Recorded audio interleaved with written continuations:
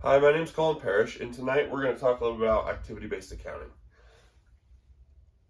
Okay, so first of all, what is activity-based accounting, or ABC? So, um, really all it is, it's a method of assigning overhead or indirect costs directly to products or services. So the difference really between it and just traditional costing is we assign a lot more. With traditional costs, there's going to be a lot of overhead costs such as salaries or rent or maintenance that don't get assigned to products. Whereas with ABC, a lot more of that is going to be assigned directly to something. So how does this work? So it's pretty simple. It's really just two little things. So the first one is what we call a cost object, and that's just something that we can assign costs to. So if we're producing cars, car A might be a cost object. And then the way we measure what we put to those cost objects is something called cost drivers.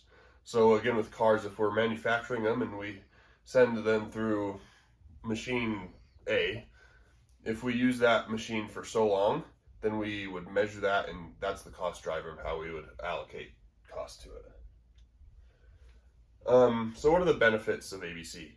So I kind of have it listed into three pretty simple ones. So the first one is it increases our accuracy and our understanding of costs. Second would be helps us to identify high cost activities. And third is it increases our accuracy for pricing for each individual product. Okay, so first it helps us better understand costs. So like I mentioned, we assign a lot more to each product. So with ABC, we're better able to understand what things are really costing us. If we don't have salaries as a part of a product, we might think something's only costing us 80 cents to make, when in reality it might be costing us $1.20. And that's a pretty big difference when you're adding up product after product after product. So an example of this might be with two separate kinds of machines. So for one of them, maybe we're making product A with one machine and product B with a different machine. With traditional costing, we're going to think they cost the same. Where with ABC, we're going to recognize that one of these machines is much more expensive to use. Therefore, that product would be more expensive. So this leads into identifying high cost activities. Once we're able to see what costs are expensive, if they're costing us a lot of money, we can make better decisions on if this is something we need to change or where exactly along the line we're incurring our costs from. If we know that something is high cost and low value, then we probably need to find a way to either eliminate it, reduce it, or outsource. Okay, the last benefit is it helps us better understand our pricing. When we know how much something costs, we know how much we should charge for it. Coca-Cola is a very global company, and they have different products all around the globe. So they've taken great advantage of this, and they're better able to understand how much something should cost because of it. All right, here are a few of the disadvantages. The first one, it can be difficult to implement. It can be very expensive, and it's just not really for everyone. So, a few reasons it's difficult to implement is some people lack the framework, the blueprint. Not everyone does it, so not everyone's involved, and not everyone has an expert in it. It can take too much time to find the appropriate cost drivers.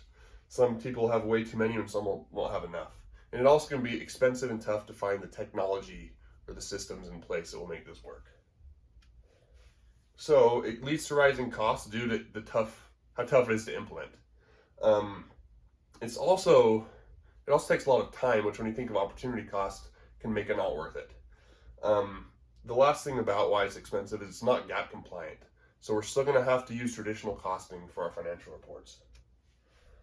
And the last disadvantage is not for everybody. It's great for manufacturing, it's great for some services, but for certain companies it just might not be necessary. It's probably good for small companies just starting out, trying to better understand their processes, but maybe not for a older company that's better knows themselves. So really, what does this mean in the end? ABC is great for some, but probably not for everybody. It does increase our costing and pricing accuracy. We're better able to know ourselves. But it does have its drawbacks, like I just mentioned, with it being more expensive, tough to implement. And really, if you're going to implement it, you have to be invested from upper management on down. So is ABC great for your company? I'll leave that up for you to decide.